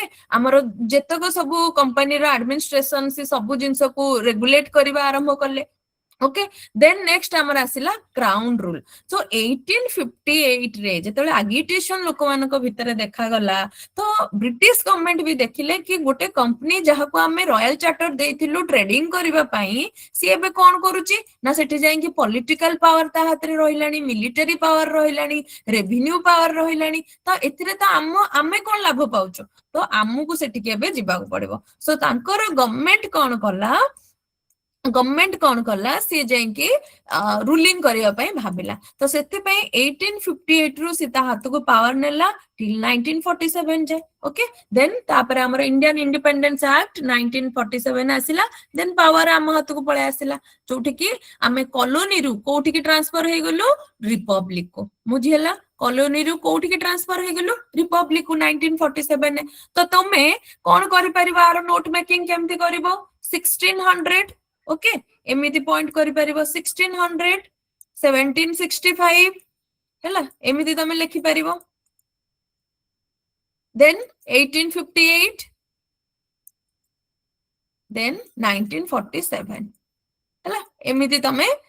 बनै परिबो। एमिति बनेले एटा कहते नोट मेकिंग। मु तुमको सेदिन भी क्लास रे कहितली, इंट्रोडक्शन क्लास रे पूरा बही छापिबा खाता रे किछि दरकार नै। तमे एमिति करि परबो। एठी आसिले, एठी तांको दीवानी राइट्स मिलिला, एठी तांकर लास्ट फेज थिला, एठू ब्रिटिश गवर्नमेंट रो पावर स्टार्ट हैला। मैम स्क्रीन देखा जाउनी, स्क्रीन स्क्रीन शो देखा, करूनी। अच्छा समस्त को देखा जाउ ना केवल तुमको ना मैडम मते तो शो करूनी। देखा जाउछ मैम। देखा जाउ जे बाबा, तमे टिके तमरो माने ये कर दियो, रिफ्रेश कर दियो। ओके, सो 1600, 1765 एमिति तमे नोट करि परिबो हैला। आ तळे तळे पॉइंट लिखि दबो। बुझि हैला, एटा तमरो मेंस पई भी हे गेला, प्रीलिम पई भी हे गेला, तम इंटरव्यू पई भी सुविधा हे गेला। बुझि हैला, ताऊ हमको अधिक एतरे परिश्रम करिया को पड़िबो नाही। ओके, नेक्स्ट हमें जिबा कि क्राउन रूल पे बुझी पालो कि ब्रिटिश गवर्नमेंट आसिले। देन नेक्स्ट हमें जिबा chronological evolution cone hey ji. Okay, so first the company rule, that is 1773 ru 1858। तो आमे एबे ए दिटा को भल से आमे ब्रॉड गोटे आइडिया हमको मिल गला। एबे देखिबा आमे तार डिटेल्ड पढिबा कि कोन कोन जिंस हेतिला, को फीचर्स अछि, कोन हेतिला, ताको आमे केमिति मने रखिबा एग्जाम बेल को, केमिति रिवीजन करिबा बारंबार से जिंस गुडा को देखिबा। जस्ट गप्प भलिया सुनो, किछि एने मुंडरे पुराउनी ला, मु जस्ट गप्प कहूची आ तमे सुनो। ओके, सो मु जते तुमको कहली कि जेतेबेले तांको मोनोपोली राइट्स मिली गला ट्रेडिंग ऊपरे, एंड तांको दीवानी राइट्स मिली गला बेंगल, बिहार एंड ओडिसा रो, तो सेतेबेले से माने कोन करले कि बहुत सारा जिंस निज भितरे रखिले, तांको स्कोप बढ़ी गला। बुझियला, एथिरे तांको पॉलिटिकल राइट्स मिली गला टिके किछि, देन तांको दीवानी राइट्स मिली थिला तो ऑलरेडी, देन तांको रेवेन्यू कलेक्शंस कले से आ अंडर रे। ओके, तो तांको पाखे इकोनॉमिकल पावर भी बढ़ी गला। तो एथिरे कोन हैला, ईस्ट इंडिया कंपनी रो जो वर्कर्स माने थिले, जो ऑफिशियल्स माने थिले, दे बिकेम करप्ट। बुझी पालो, से माने करप्ट हेबा आरंभ कले, से माने लोक मानकटू गिफ्ट्स नेबा आरंभ कले, लोक मानक थारु ब्राइब नेबा आरंभ कले, एक्सप्लॉयटेशन कले अधिक रु अधिक, जो टैक्स देबा कथा गवर्नमेंट को से सेटा देबा किछि माने तांको ब्रिटिश गवर्नमेंट को किछि टैक्स ही देलेनी। तो सेथि पई कोन हैला कि for the first time regulating act गोटे आसिला। रेगुलेटिंग एक्ट कोन पे आसिला कि जो ईस्ट इंडिया कंपनी थिला तार ऑफिशियल्स को बा ताको रेगुलेट करिवार अछि ओके तो ताको रेगुलेट करिया पई कोन दरकार गोटे एक्ट दरकार मु तुमको फास्ट रो कहि कि कोडिफाइड लॉ सब बेले दरकार न होले हबो नाही तो रेगुलेटिंग एक्ट आसिला 1773 रे ओके एंड ए 1773 रे जते बेले आसिला देखो सपोज मु तुमको कहूची गोटे लॉजिकली बुझ जदी मो कंपनी रे समस्त करप्टेड हे जिवे ताहले मु कोन हबो अधिक रु अधिक करप्शन बढ़िबो बुझिला करप्शन जदी अधिक बढ़िबो ताहले मु कोन पळेबी डेब्ट को पळेबी बुझिला नै मोर अधिक रु अधिक ऋण होई जिवो तो जदी मोर ऋण अधिक रु अधिक हे गला ताहले मो पई दायी के रहइबो मो गवर्नमेंट ना नै फॉर एग्जांपल किंगफिशर कोन हैला अधिक रु अधिक से कोन करप्टेड हे गला बैंकरप्ट हे गला बट तार जे जहा सब पैसा पत्र जहा जिंस पत्र की बुझिबो स्टेट ही होचे सब जिंस ता अंडर रखिचे ओके तो से भलिया जिंस कि जेतेले कंपनी करप्ट हे गला सेतेले ब्रिटिश गवर्नमेंट पाखो खबर गला कि भाई कंपनी करप्टेड कंपनी डेब्ट रे चलीची कंपनी लॉस रे चलीची आ पुणी जाई सेठी से कॉलोनी माने एस्टैब्लिश कर सरलानी ता पाखरे एते सारा पावर अछि बुझिला तो गवर्नमेंट कोन करला गोटे रेगुलेटिंग एक्ट आनिला 1773 रे so the East India company and सेते बेले वारेन हेस्टिंग कथा एठी तमे मन रखिता एबे मु आंग कथा कहूनी बस मन रखिता एठी गोटे लोक अछि ताना होची वारेन हेस्टिंग तो ए एक्ट कोन पे पास हैला जेहेतु company financially weak politically powerful भाबो डेब्ट रे अछि किंतु पॉलिटिकली पावरफुल अछि therefore the british parliament passed the regulating act to regulate the company's administration so ithero major features kuda kono first constitutional law for india the first law asila regulating act and first law jota ki regulate kala affairs of the east india company ko and eta uta kon kala beginning of a parliamentary control over the british administration in india dekho तुमको एई भलिया statement भी से पकाई दबो कि regulating act 1773 was the first act to regulate the affairs of the east india company तो तमे कोन correct statement दैथिबो मने रखिथिबो एठी तुमको से ट्रैप रे भी पकाई परिबो कि रेगुलेटिंग एक्ट 1774 एमिति भी करि परिबो जोटा कि प्रॉब्लम हुए हम पिला मानको बुझियला तो बहुत सारा पिला मानकर क्वेरीज रु बा भूल रु मु तुमको से शिक्षाटा जाउची आ मन रखो जो पिला अन्य रो भूल सिखि गला से जल्दी सक्सेस पाइबो बुझियला तनु तमे मन रखिबो कि 1773 okay then next hoji beginning of a centralized administration what is the meaning of centralized administration तुम कहबो मैम कि ऑलरेडी तो ईस्ट इंडिया कंपनी हाथ रे ही पावर अछि सेंट्रलाइज्ड एडमिनिस्ट्रेशन कोन मन रखो कि बहुत सारा हमर कोन थिला से माने कहा कहा को मिलिथिला बेंगल बिहार एंड ओडिसा तीनटा पार्ट हमको मिलिथिला बट ब्रिटिश गवर्नमेंट कहिला कि गोटे टेरिटोरी के हमें एमिति नबा जोठा को हमें अधिक रु अधिक सेइठारे ही सब पावर सेंट्रलाइज हेकी रहिबो बुझियला so this is called centralised administration तमे देखिबो फर्स्ट गवर्नर ऑफ बेंगल को गवर्नर जनरल ऑफ बेंगल करा गला सुप्रीम कोर्ट को कोलकाता रे ही तुमको स्थापित करा गला एस्टैब्लिश करा गला दैट मींस से गोटे टेरिटोरी को सेंट्रलाइज्ड एडमिनिस्ट्रेशन सेठी एस्टैब्लिश करबा को चाहुतिले so this is why it is called beginning of the centralised administration and for the first time 3 presidencies were brought under strong central supervision गोटे territory under रे तांको अना गला माने टेरिटोरी अलग अलग थिला बट तांको सुपरविजन करा जिवो केवल गोटे प्रेसिडेंसी अंडर रे okay then company recognised as a political authority company को फर्स्ट टाइम गोटे पॉलिटिकल अथॉरिटी भाबे रे रखा गला कि the act officially recognise that the East India Company was not only a trading company but also a political and administrative authority देखो जदि तुमे देखिबो कि जदि म आपको एबे भी कंपनी कहिबी ताल ताको मु रूलिंग करबा को दायित्व देबी कि no company has no right to rule company rule करि परबे नै एटा कमर्शियल ऑर्गेनाइजेशन रूल करि परबे नै तेनु ताको कोन करिया पड़िबो मते ताको रिकॉग्नाइज करिया पड़िबो कि एटा होची गोटे पॉलिटिकल अथॉरिटी तो जदी पॉलिटिकल अथॉरिटी ता पाखरे पॉलिटिकल पावर रहइबो ता पाखरे एडमिनिस्ट्रेटिव अथॉरिटी रहइबो अथॉरिटी मींस अथॉरिटी रो सिनोनिमस कोन पावर हैला अथॉरिटी रो सिनोनिमस कोन जो माने पॉवर रखिबो ऑप्शनल पब्लिक एडमिनिस्ट्रेशन ऑप्शनल रखिबो गोटे अथॉरिटी चैप्टर अछि तो ताको कह जे पावर रो सिनोनिमस होचे अथॉरिटी प्रॉपर अथॉरिटी ता पाखरे रहइबो तो सेति पई फर्स्ट से कोन करले कि गोटे फर्स्ट लॉ आनिले देन सेंट्रलाइज्ड एडमिनिस्ट्रेशन करले देन पॉलिटिकल अथॉरिटी देले कंपनी को तापर आउ कोन करले governor general of Bengal was created सुनो मु तुमको कहि कि सेंट्रलाइज्ड एडमिनिस्ट्रेशन से माने करबा को चाहिले तो सेति पई जो जगह को सेंट्रलाइज्ड एडमिनिस्ट्रेशन देबे बा एडमिनिस्ट्रेशन को सेठी सेंट्रलाइज करिवे सेही जगह रो जे अथॉरिटी अछि ताकू गोटे हायर पोस्ट देबा को पड़िबो ना नाही तो निश्चित देबा को पड़िबो तो सेति पई कोन करले जे गवर्नर ऑफ बेंगल थिले ताकू कहिले governor general of Bengal and सेतिरे फर्स्ट किए रहिले lord Warren Hastings became the first governor general of Bengal and he was assisted by a 4-member executive council बुझ मने रखो तांकु गोटे 4-member executive council रहिला जो माने असिस्ट करिवे काहाको गवर्नर जनरल ऑफ बेंगल को and for the first time जेहेतु सेंट्रलाइज एडमिशन करथिले तो सेति पई बेंगल को ही चूज करा गला ओके देन सुप्रीम कोर्ट गोटे एस्टैब्लिश करा गला सुप्रीम कोर्ट गोटे एस्टैब्लिश करा गला 1770 मने रखो गोटे तुमको स्टेटमेंट पचारिबो कि the supreme court was established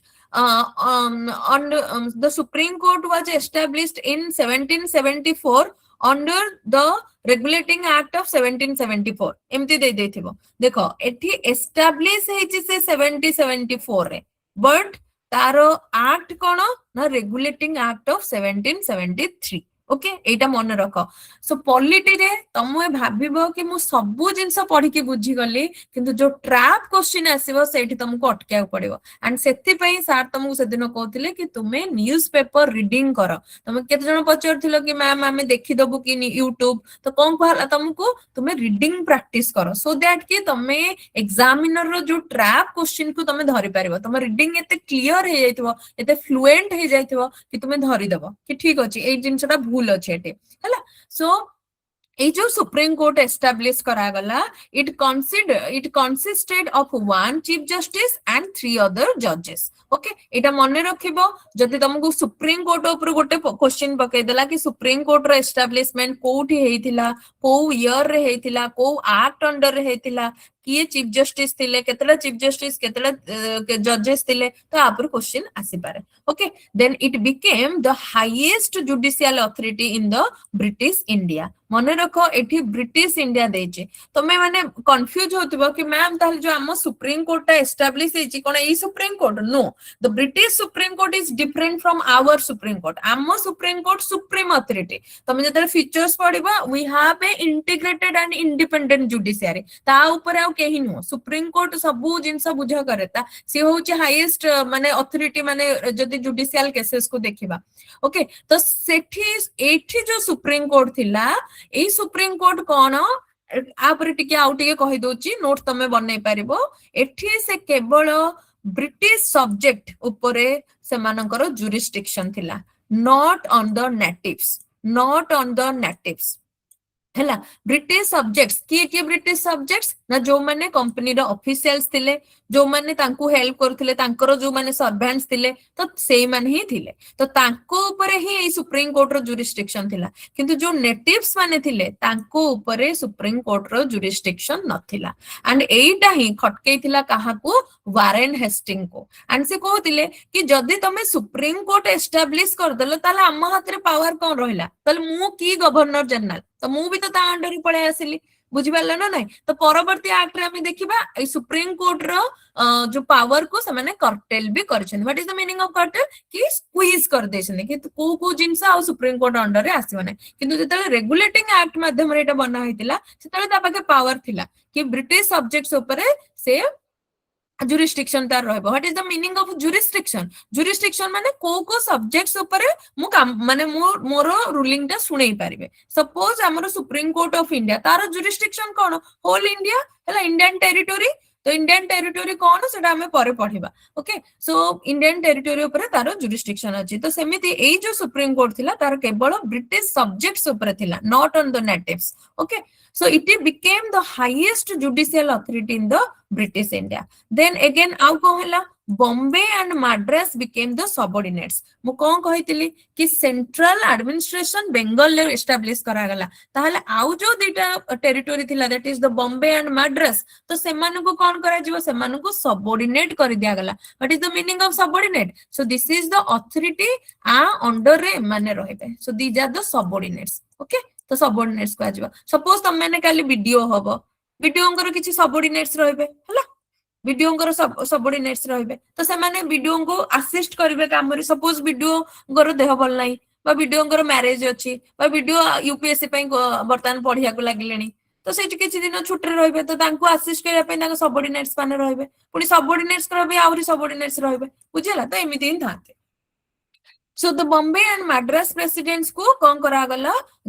governor general of Bengal को अंडर रे आना गला एंड तांको सबऑर्डिनेट्स करा गला so this strengthen the administrative unity in the British India बुझिला तो एटा कौन strengthen कला administrative unity in the British India so ए जो जिंस गुडा को टोटल आमे जदी देखिबा कि तमरो रेगुलेटिंग एक्ट कोन पय आसीतिला रेगुलेटिंग एक्ट एथि पय आसीतिला कि कंपनी रो जो करप्शन को रेगुलेशन करा जिवो कंपनी रो जो डेट को पळैथिला ताकू केमिति स्ट्रेंथन करा जिवो ताकू केते पावर दिए जिवो से सब जिंस पय आसीतिला फुल्ली कहबा गले कंपनी रो जो ऑफिशियल्स मानु को रेगुलेट करिया पे आसीतिला ओके देन नेक्स्ट होची बैन ऑन करप्शन हला करप्शन ऊपर बैन लागिला कि तमे गिफ्ट एक्सेप्ट करि परिबो नाही नेटिव्स मानटारू प्राइवेट ट्रेड करि परिबो नाही बुझेला ना नाही तो हम तुम देखिथिबो किछि किछि ऑफिसर्स माने अछंदी से माने तांकर किछि प्राइवेट ऑर्गेनाइजेशन भी चलाउछंदी किछि किछि जण अछंदी से माने कोन करछंदी एपडे जॉब करछंदी से पड जांगे आउ को इंस्टीट्यूट रे पढौछंदी बुझेला नाही तो एबगा भी होउची so company officials were prohibited from accepting gifts bribes or engaging in private trade so this was intended to reduce the corruption and misuse of power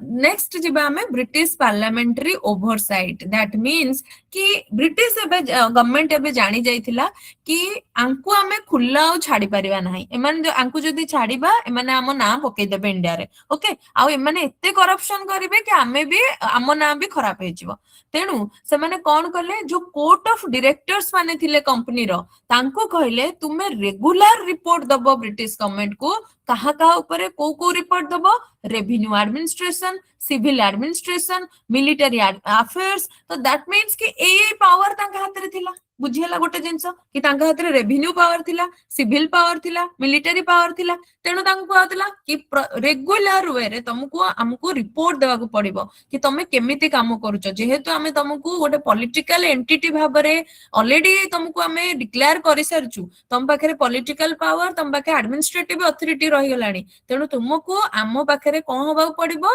accountable हेबा को पड़िबो हला गोटे टर्म अछि अकाउंटेबल हला तुमको आंसरेबल हेबा को पड़िबो कि तमे कोन काम करूचो सो रेवेन्यू रे कोन करूचो सिविल कोन करूचो मिलिटरी अफेयर्स रे कोन करूचो so this increase the British parliamentary supervision over the company हला तो से कोन करले ना पार्लियामेंट ओवरसाइट बढ़ेले ओवरसाइट मींस सुपरविजन करेबा ओके तो ए जिंस गुडा चलेला सो एथिरा में कोन जानिले कोन कोन पॉइंट एथिरा में मन रखिबा कि फर्स्ट तो फाइनेंशियली वीक थिला सेति पय रेगुलेटिंग एक्ट आसिला देन आर फीचर्स रे हमें देखिबा एटा होचे first constitution law for India and एथिरे रेगुलेट करा गला कंपनी को पार्लियामेंटरी कंट्रोल आना गला एंड गोटे सेंट्रलाइज्ड एडमिनिस्ट्रेशन एस्टैब्लिश करा गला तो सेति पई कोन करा गला ए पॉइंट परे ए पॉइंट लिखि परबो तमे कि गवर्नर ऑफ बंगाल को गवर्नर जनरल ऑफ बंगाल भाबरे ए पोस्ट क्रिएट करा गला एंड वारेन हेस्टिंग को first governor general of Bengal बना गला देन पॉलिटिकल अथॉरिटी भाबे कंपनी को रिकॉग्नाइज करा गला देन सुप्रीम कोर्ट एस्टैब्लिश करा गला जहाँ को कि हाईएस्ट जुडिशियरी अथॉरिटी दिया गला कि केसेस गुडा को करप्शन केसेस गुडा को जुडिकेट करिया पे देन बॉम्बे मद्रास को सबऑर्डिनेट करा गला देन करप्शन ऊपर बैन लागिला ब्रिटिश पार्लियामेंट्री ओवरसाइट अधिक रु अधिक बढ़ा गला और तांको कहा गला कि रिपोर्ट तमे दबो तमे अकाउंटेबल रहइबो हम पाखरे ओके तो एई सब जिंस तमरो हैला देन नेक्स्ट आमे जिबा आपर पुणी गोटे एक्ट आसिला that is the amending act of 1781 बा ताको हमें कहबा एक्ट ऑफ सेटलमेंट 1781 सेतेबेले भी गवर्नर जनरल किए थिले सेई वारेन हेस्टिंग थिले ओके तो ए जो एक्ट आसिला रेगुलेटिंग एक्ट रे supreme court of Calcutta establish हेतिला but there was a continuous conflict between the Supreme Court and the Governor General's Council regarding the powers मु तुमको ऑलरेडी कहिछि कि वारेन हेस्टिंग को जिनसटा भल लागी नथिला देखो वारेन हेस्टिंग रो ब्रिटिश जो गवर्नमेंट रे बहुत सारा चिन्हा लोक थिले से बहुत पैसा वाला बहुत जिनस माने रखितिला सेठी तो सीए कोन करतिला कि से कहला कि तुम सुप्रीम कोर्ट काहे के एस्टैब्लिश कलो गवर्नर जनरल जहा चाहिबो ता हबो गवर्नर जनरल जोटा को भूल कहबो सेटा भूल तो तमे सुप्रीम कोर्ट एस्टैब्लिश कलो माने गोटे पैरेलल पावर तयारी कलो बुझियला नै पैरेलल माने पैरेलल पावर तयारी कर दउचो तो किए एबे किए संभाळिबो मु संभाळिबे ना सुप्रीम कोर्ट संभाळिबो तो सेबोले से कहउतला कि एटा गोटे माने खराब जिंस होउचे एथरे माने हमरो डुअल पावर हे जाउची तो एथरे एडमिनिस्ट्रेशन प्रॉपर्ली चली परिबो नै ऑब्वियसली ता हातरु पावर पळौथिला हला तो सेति पई to remove this confusion act of settlement 1781 was passed and एथरे कोन थिला गवर्नर जनरल को प्रोटेक्टेड करा गला governor general and his executive council जो 4 मेंबर्स थिले रेगुलेटिंग एक्ट रे सेमानकु एथरु exempted करा गला and jurisdiction of the Supreme Court for all official acts performed in their official capacity that means ए जो गवर्नर जनरल होइले जो एग्जीक्यूटिव काउंसिल होइले जोतरे कि 4 मेंबर थिले एग्जीक्यूटिव काउंसिल तांको असिस्ट करिया पई थिला तो सेमानकु यार जो जुरिस्डिक्शन नो बाहर कर दिया गला कि एमानकु तमे सुप्रीम कोर्ट आंको ऊपर कोनो से पनिशमेंट आंको देई परिबो नाही आंको कोनो से आंको ऊपर कार्य करि परिबो नाही कार्यकारी हेई परिबो नाही कोन पई ना तांको ऑफिशियल एक्ट पई तो दैट मीन्स कि करप्शन एबे अगेन पुणी आसिला हरी बुझी पाला नै से माने जहा करिवे कहबे एटा हम ऑफिशियल एक्ट बुझियला तो सुप्रीम कोर्ट सेठी किछि करि परिबो नाही सो ए जिंस गुडा हला and this reduce the unnecessary interference in the administration then आउ कोन हला रेवेन्यू मैटर्स को भी एक्सक्लूडेड कर दिया गला supreme court could not interfere in the revenue और tax matters that means revenue administration remained under the company's executive authority देखो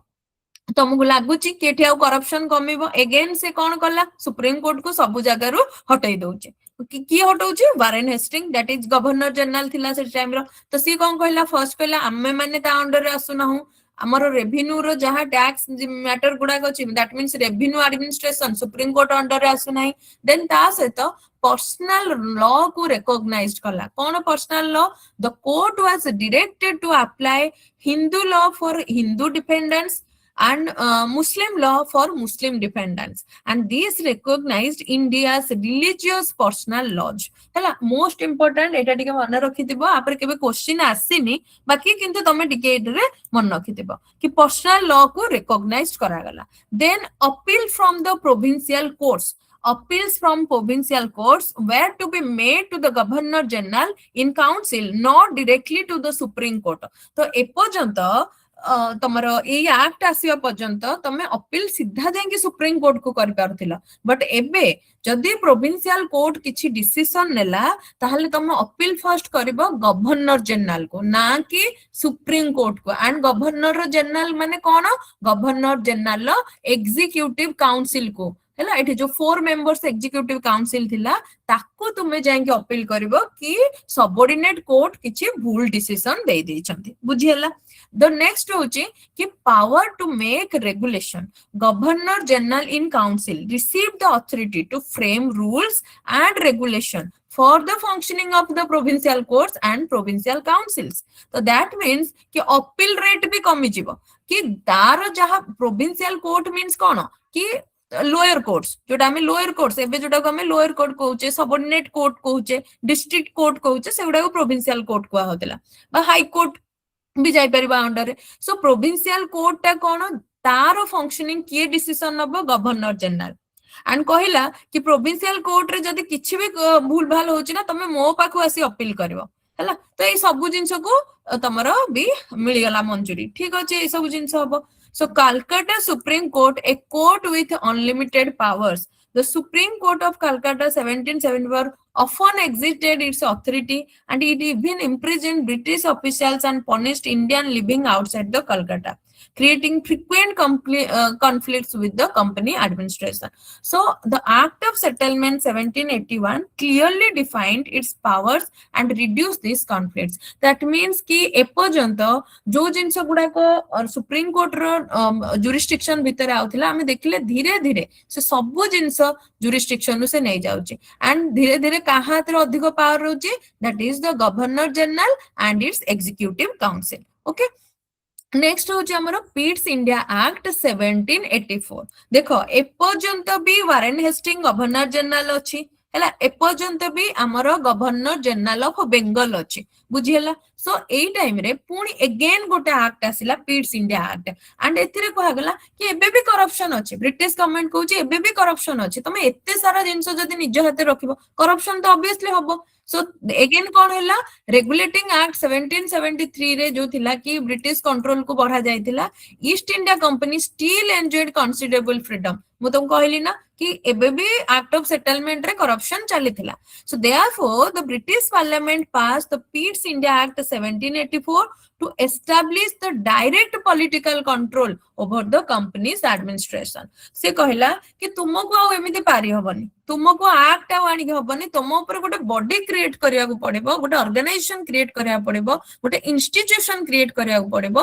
सो दैट कि तमरो एडमिनिस्ट्रेशन नो जो पॉलिटिकल कंट्रोल टा हमें करि परिबो डायरेक्ट पॉलिटिकल कंट्रोल मने रखो क्वेश्चन एथरु ही आसीबो कि को एक्ट एमिति अछि जोठी ब्रिटिश गवर्नमेंट डिसीजन नैथिला कि कंपनी रो एडमिनिस्ट्रेशन ऊपर डायरेक्ट पॉलिटिकल कंट्रोल आसीबो हैला तो एमितिया क्वेश्चन तमे प्रिपेयर करबो सो एठी कोन कोन तार फीचर्स अछि separation of functions that means the act clearly separate the company's commercial function and political and administrative function एपर्यंत तुमको जदी क्वेश्चन पछरबो अच्छा मु गोटे क्वेश्चन दोची 1784 जाय तुमको से पछरथिबो till 1784 कंपनी पाखरे सबु पावर थिला माने सेंट्रलाइज्ड पावर थिला तमे कोन कहबो स्टेटमेंट यस करेक्ट जदी 1785 दे देला हैला 1785 दे देला तमे कहबो ना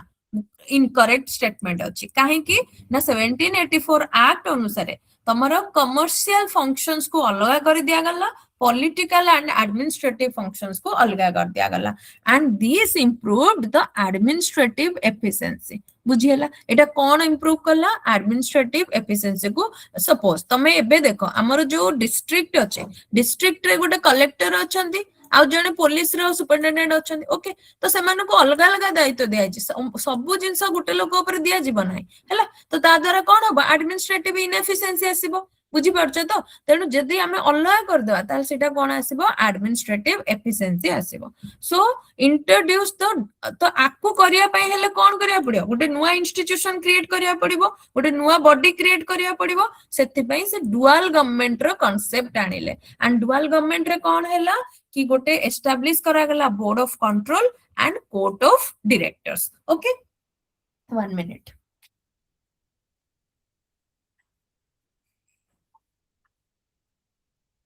board of control and court of directors तो बोर्ड ऑफ कंट्रोल कौन जहाँ को ब्रिटिश गवर्नमेंट रिप्रेजेंट कला एंड से कंट्रोल करिवो कौन political affairs civil administration military affairs revenue administration and जो कोर्ट ऑफ डायरेक्टर्स रहिले जोटा कि आगुरु कंपनी रो थिले हैला सेमानु कहा गला कि तुम एमान होचंती representative of the East India company तांको कहा गला कि तुमे केवल कमर्शियल एंड ट्रेडिंग एक्टिविटीज को देखो ताकू ही मैनेज कर आ किछि जिंस तमे मैनेज करि परबो नाही तो एठी ट्रिक कोन मन रख आकु केमिति मन रखिबो पिला भितरे सबले कंफ्यूज हे जानती फर्स्ट होची डुअल सिस्टम को एक्ट रे आसीथिला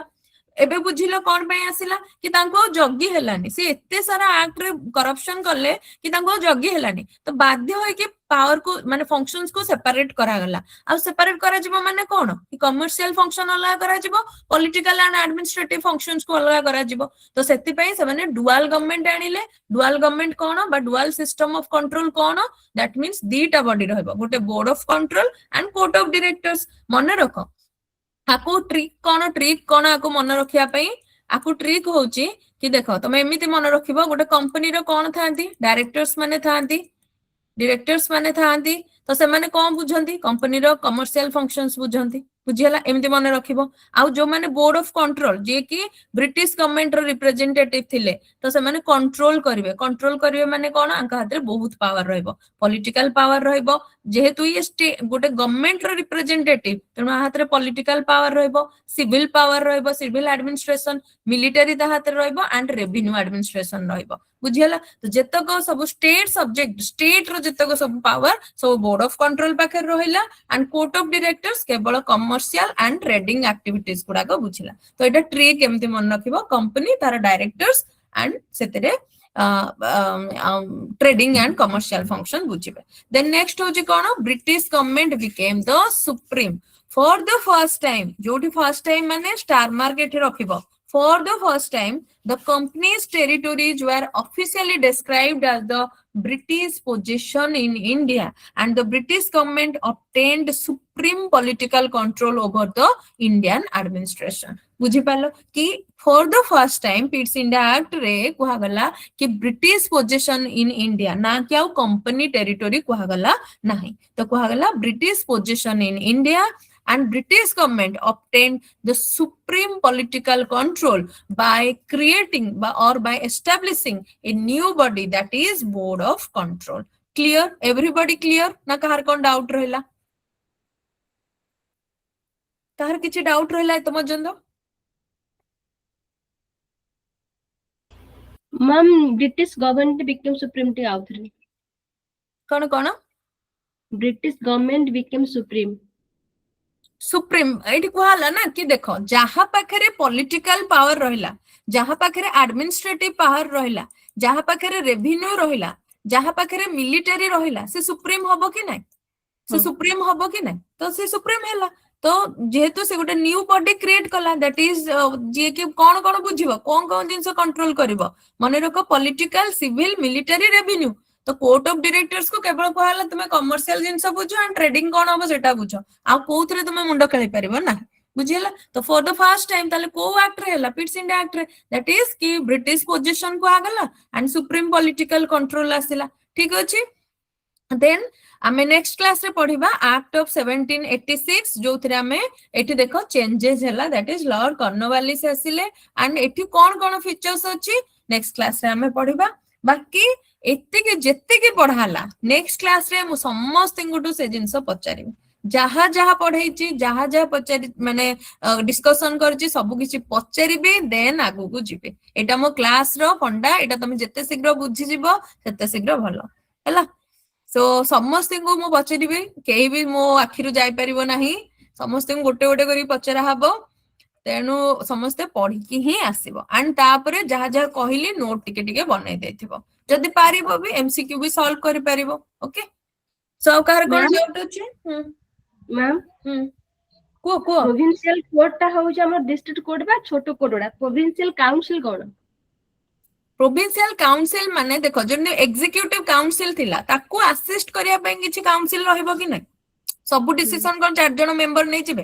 बुझिला एडा बड़ डोमिनियन एडा बड़ इंडिया टा एडा बड़ जगह तो किछि किछि तो ता पय काउंसिल रहइबो ना ताको हेल्प करिया पय तो सेटा एग्जीक्यूटिव बॉडी को हेल्प करिया पे प्रोविंशियल काउंसिल सब किछि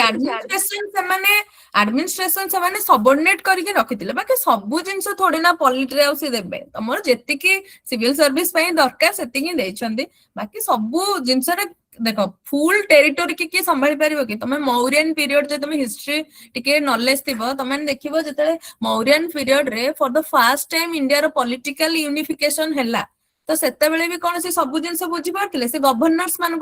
ଆପଏଣ୍ଟ କରୁଥିଲେ। ତମେ ଯଦି ଅଶୋକାଙ୍କ ପିରିୟଡ ଦେଖିବ ସେଥିରେ ବି ସେ କଣ କରୁଥିଲେ, ଧର୍ମ ମହାମତ, ତମର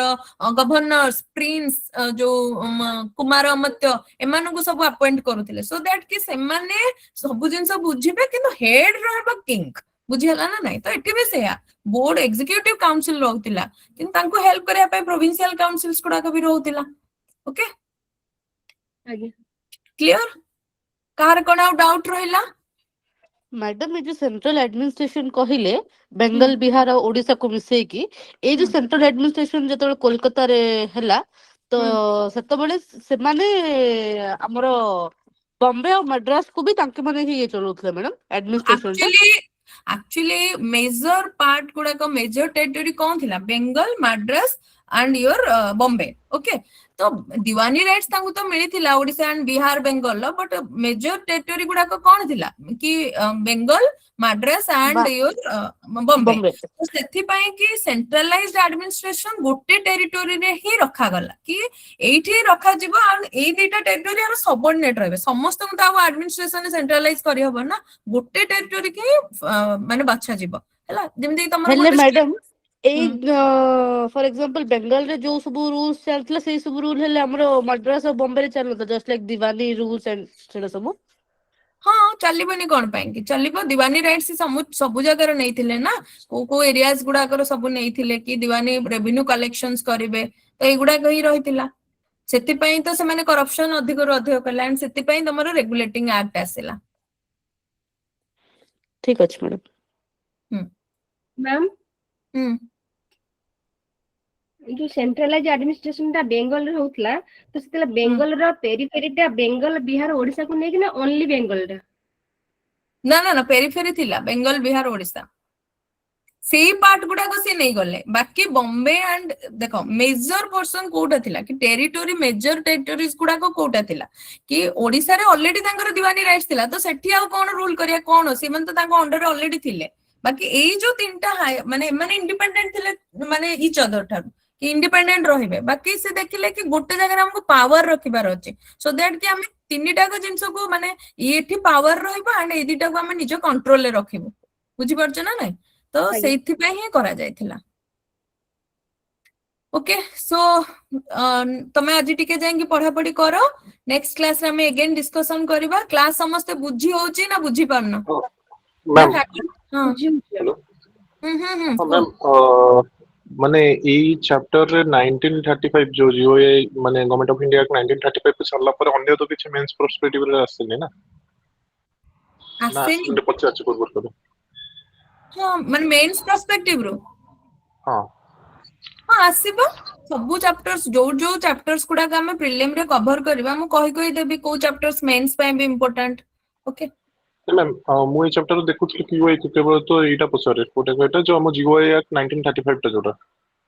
ସେମିତି ପଢନି। କୋଉ ଇୟର ପଚାରିଛି ନ ପଚାରିଛି କିଏ ଜାଣେ? ସିଭିଲ ସର୍ଭିସ ଭାଇ, ମାନେ କିଛି ବି କ୍ୱେଶ୍ଚିନ ପଚାରି ଦେଇ ପାରିବ। ତୁମେ ଜାଣିଥିଲ କି ଏକ୍ସପେକ୍ଟେଡ ଥିଲା କ୍ୱେଶ୍ଚିନ ଏଥିରୁ ତିଥି ବାର ଏଗୁଡା ପଡିବ ପ୍ରିଲିମ ରେ, ତ ଏ ବର୍ଷ ପକାରି ଦେଲା। ଆମେ ସେମିତି ପଢିବାନି, କୋଉ କୋଉ ଚାପ୍ଟର ଆମ ପାଇଁ ଇମ୍ପୋର୍ଟାଣ୍ଟ ତାର ଆମେ ସବୁ ପର୍ସନ ପଢିବା। ସିଏ ଯୋଉଟା ପକଉଛି ପକଉ, ବୁଝିପାରୁଛ ନା? ଆମେ ଏମିତି କ୍ୟାଟେଗୋରୀ ପଢିବାନି ଏଇ କ୍ୱେଶ୍ଚିନ ହିଁ ଆସୁଛି ଏଇଟା ହିଁ ଆସିବ, ସେମିତି ପଢିବାନି। ବାକି କୋଉ ଚାପ୍ଟର ଆମ ପାଇଁ ଇମ୍ପୋର୍ଟାଣ୍ଟ ଏତେ ବି ମାନେ ସ୍କୁଇଜ କରିଦବାନି ନିଜକୁ କି ଏତିକିଟା ଦିଟା ତିନିଟା କ୍ୱେଶ୍ଚିନ ମୁଁ ହିଁ ପଢିକି ଯିବି, ନାଇଁ। ତମକୁ ଏଇ ସବୁଥିରେ ଟିକେ ଟିକେ ଇନଫର୍ମେସନ, ତମକୁ କଣ କହିଛି, civil service is all about information. ତମକୁ ଟିକେ ଟିକେ ସବୁ ଚାପ୍ଟର ର ଇନଫର୍ମେସନ ଜଣାଥିବା ଦରକାର, ସୋ ଦ୍ୟାଟ ତମେ ପଏଣ୍ଟ ବି ଡେସ୍କ୍ରାଇବ କରିକି ଲେଖିପାରିବ ହେଲା। ତ ତମେ ମେନ୍ସ ପ୍ରୋସ୍ପେକ୍ଟିଭରେ ପଚାରିଲି, ପ୍ରିଲିମ୍ସ ତ ମେନ୍ସ ଏଇ ସବୁ ପର୍ସପେକ୍ଟିଭ ରୁ ହିଁ ମୁଁ କହୁଛି, ମେନ୍ସ ପର୍ସପେକ୍ଟିଭ ହିଁ କହୁଛି। ବାକି ଏବେ ତମର ଯୋଉ କ୍ଲାସ ହଉଛି that is only prelim perspective ରୁ, ମେନ୍ସ ପାଇଁ ଏଥିରେ କିଛି ବି ପଢା ହଉନି। ତମେ ଏଇ ପଏଣ୍ଟସ ଗୁଡା ଲେଖିପାରିବ, ବାକି କିନ୍ତୁ ଏଟା ପ୍ରିଲିମ ପର୍ସପେକ୍ଟିଭ ରୁ ଆମେ ଯୋଉ କ୍ଲାସ ଗୁଡାକ ବି ଆଗକୁ କରିବା ସବୁ ପ୍ରିଲିମ ପାଇଁ ହେଲା। ଏଥିରେ ମେନ୍ସ ରେ ମୁଁ କହିଦେବି କି ଯେହେତୁ ତମେ ଟିକେ ଅଛ ସମସ୍ତେ ଜାଣିବା ପାଇଁ, ମୁଁ କହିଦେବି କି ଏଇ ଚାପ୍ଟର ଗୁଡାକ ତମର ମେନ୍ସ ପାଇଁ ଇମ୍ପୋର୍ଟାଣ୍ଟ, ବା ଏଇ ଜିନିଷ ଗୁଡା ତମେ ମେନ୍ସ ରେ ଲେଖିପାରିବ, ସେଟା ମୁଁ କହିଦେବି। ବାକି କିନ୍ତୁ ଏଗୁଡାକ ଯାହା ବି ପଢା ହଉଛି ପ୍ରିଲିମ ପାଇଁ, ଆଉ ଏଇ ଷ୍ଟାଇଲଟା ହିଁ ହଉଛି ପ୍ରିଲିମ ପାଇଁ, ନା କି ମେନ୍ସ ପାଇଁ। ମେନ୍ସ ର ଅଲଗା ଅଛି, ତାକୁ ତାକୁ ଏଇ ଲ କଣ ବଦଉଥିଲା, ଯେତେବେଳେ ଆମେ ଇଭଲ୍ୟୁସନ ପଢିବା ସେତେବେଳେ ଅଲଗା ଷ୍ଟାଇଲରେ ପଢା ହବ ହେଲା। ତ ସେଇଟା ଏଇଭଳିଆ ପଢା ହବନି।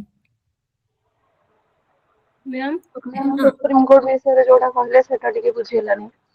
କୋଉଟା? ମ୍ୟାମ୍ ସୁପ୍ରିମ କୋର୍ଟ ବିଷୟରେ ଆପଣ ଯୋଉ କହିଲେ କି ଫାର୍ଷ୍ଟ କହିଲେ କି କେବଳ ବ୍ରିଟିଶ ଅଫିସିଆଲ ମାନଙ୍କ ପାଇଁ ସେମାନେ ଜୁରିସ୍ଡିକ୍ସନ ଥିଲା।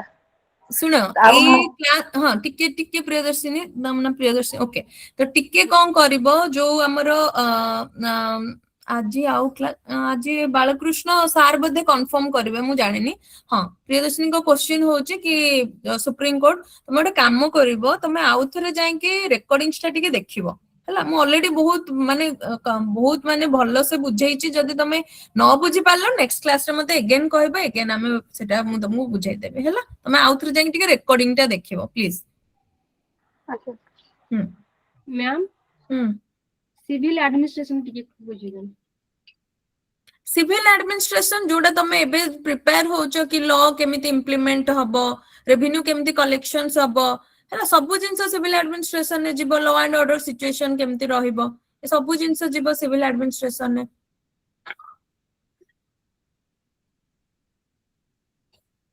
ଓକେ ନେକ୍ସଟ ଆଉ କାହାର କଣ ଡାଉଟ ଅଛି? ଆମେ କ୍ଲାସ ଆଜି ଏଣ୍ଡ କରିବା।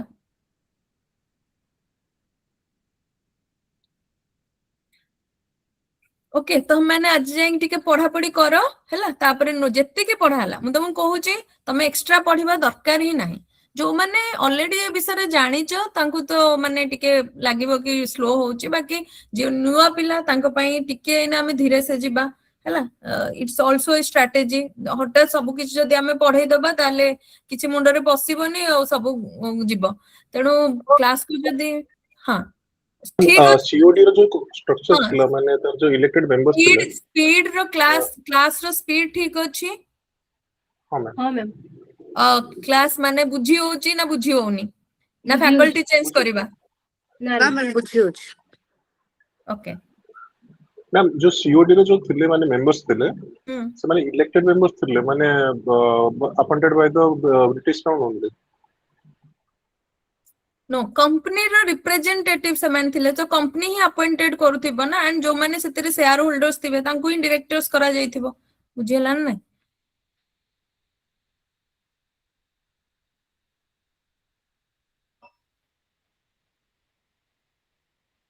ଓକେ ତାପରେ ତ ମ୍ୟାମ୍ ତାକୁ ମାନେ ବ୍ରିଟିଶ କ୍ରାଉନ ମାନେ ଇଲେକ୍ଟ କରିଥିଲା ନା ଅର୍ଡର ମାନେ ଆସିଥିଲା। ତାପରେ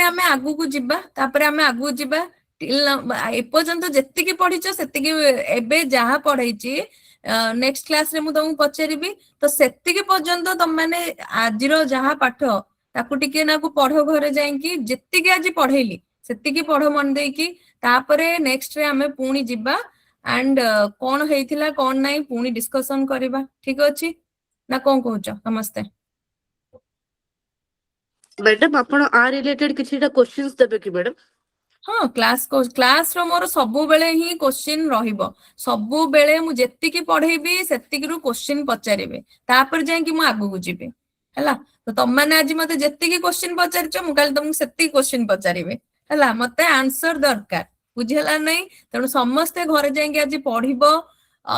ଆଉ ତାକୁ ଭଲସେ ବୁଝିବ। ଯଦି ତମର ଡାଉଟ ହେଲା again and again I will clear that doubt. But ତମମାନଙ୍କୁ ପଢିବାକୁ ପଡିବ। ଏ ବିଷୟରେ କିଛି ନାହିଁ। ବାସ୍ ଟିକେ ଟିକେ ଯଦି ମାଇଣ୍ଡଫୁଲି ପଢିଦବ। ଆଉ ଯୋଉ ତମେ ଇଲେକ୍ଟେଡ ବଡି ନୋମିନେଟେଡ ବଡି ସେ ଏତେ ସାରା ଜିନିଷ ମୁଣ୍ଡରେ ପୁରାଉନି। ଯେତିକି ତମକୁ ଟ୍ରାପ୍ କୋଶ୍ଚିନ୍ ମୁଁ ଅଲରେଡି ପିଡିଏଫ ପଢେଇଲା ବେଳେ ଦେଖେଇ ଦେଇଛି ସେତିକିରୁ ହିଁ କୋଶ୍ଚିନ୍ ଆସିବ।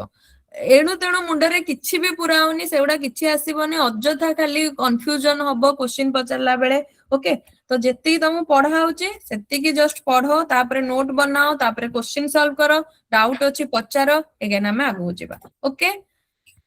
ସୋ ମ୍ୟାଡାମ ହୁଁ ଟିକେ ଇନଫର୍ମାଲ ଆମେଣ୍ଡମେଣ୍ଟ ଟା ଟିକେ କହିଦିଅନ୍ତୁ। ତମେ ଯାଇକି ଇଏଟା ଦେଖ ରେକର୍ଡିଂ ଟା ଦେଖ। ଯଦି ନ ବୁଝିପାରିଲ ନେକ୍ସଟ କ୍ଲାସରେ ମୁଁ ଏଗେନ କ୍ଲିୟର କରିବି। ଠିକ ଅଛି? Yes ma'am. ହୁଁ